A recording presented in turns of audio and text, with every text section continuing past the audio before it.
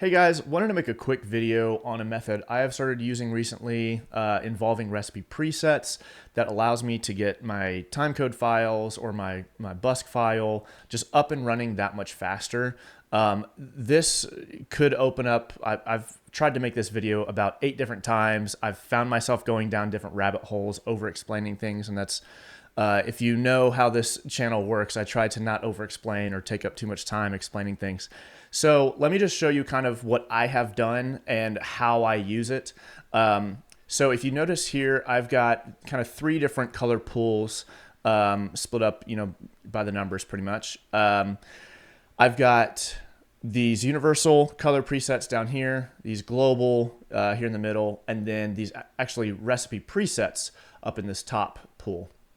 What I'm doing here is basically stacking the universal and the global information. So instead of them being packed into one preset where, one of my main fears is I would hate to accidentally overwrite, or if I remove a fixture and in the patch and for some reason it steals data, there are certain MA2 isms that I try to avoid as best as I can in my MA3 files. Because of how recipe presets work, I really like this method I've started using to ensure that I don't start to muddy up my files. So basically what's happening here is whenever I am programming my sequences, I'm actually using, like Q recipes and whatnot, I choose to reference the recipe presets rather than the actual universal or global presets.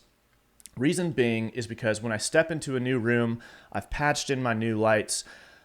If I am low on time, sometimes that happens, sometimes it doesn't, but if I am low on time, I want to be able to get information to the lights as fast as possible and as close as possible to what it is I'm actually trying to achieve.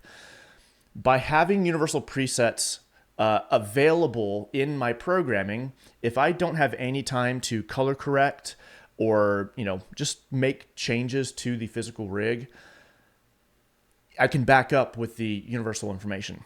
So how I reference that is basically through this.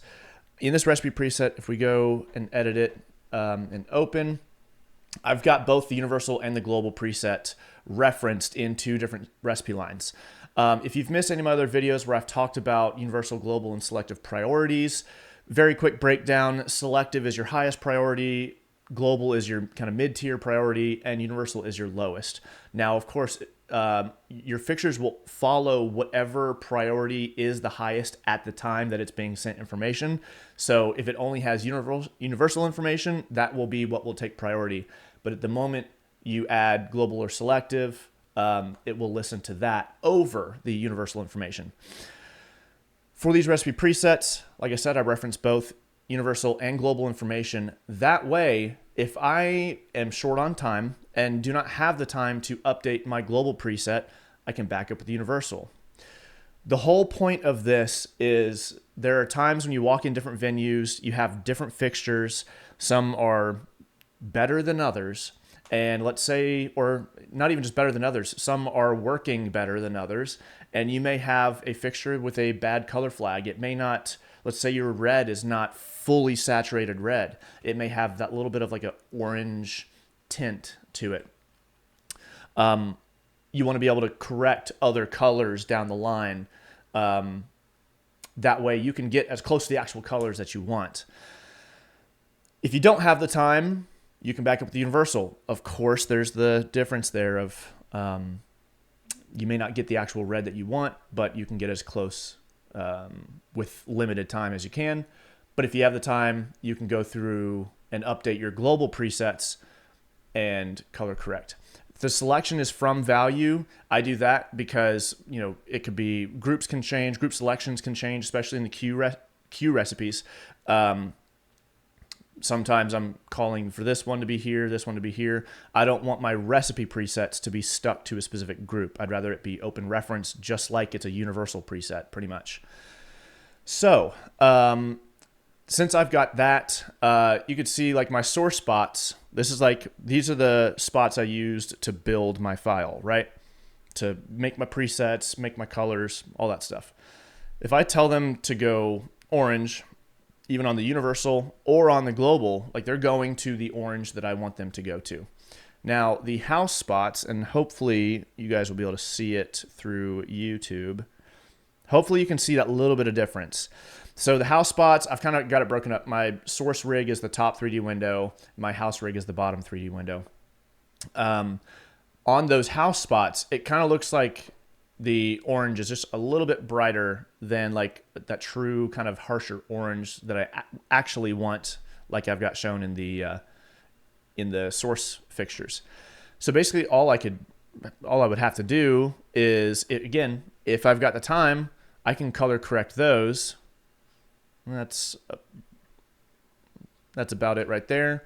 I can store that into my global. I'm going to set the preset mode as global just to ensure it stores correctly. And there we go.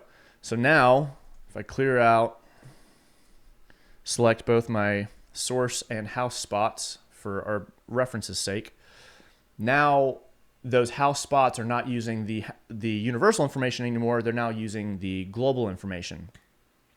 And to show that truly working, let's go here. I've now got this sequence running right here. All it is, there's a queue for both my house spots and my house wash doing the orange, another one for the seafoam green, another one for the CTB preset. Basically, I mean, you can see that it's just pulling the universal information until I choose to update the global information. Again, I've tried to make this video 8 times. I'm trying to keep it short and simple. I really enjoy using this method. I've used it live on the road at my home venue. I really, really like it because the moment you start making changes to the rig, such as being in a new venue, or maybe there's a different ground package that day, or whatever the scenario is, you can get information to your lights faster instead of having to spend so much time updating selective or global presets. Having that universal layer allows you to quickly get that information out. And then if you have time, just update your global or selective presets, whichever one you choose to run there. And you'll be able to get your color corrected colors that much faster. I do have a variation of this that I use with positions. I'm going to do that in another video. But I figured I just wanted to share this method real quick. If you guys have another method or an idea of how to do something similar like this, please feel free to share it in the comments below. This channel is all about, getting different ideas out. There's no one right way to ever do anything. So this is completely an open forum for anybody. If you think there's a better way of doing it, or you have any opinions on how this is done, I'm open to hear it. So anyway, guys, I hope this has been helpful for somebody, and I'll see you in the next one.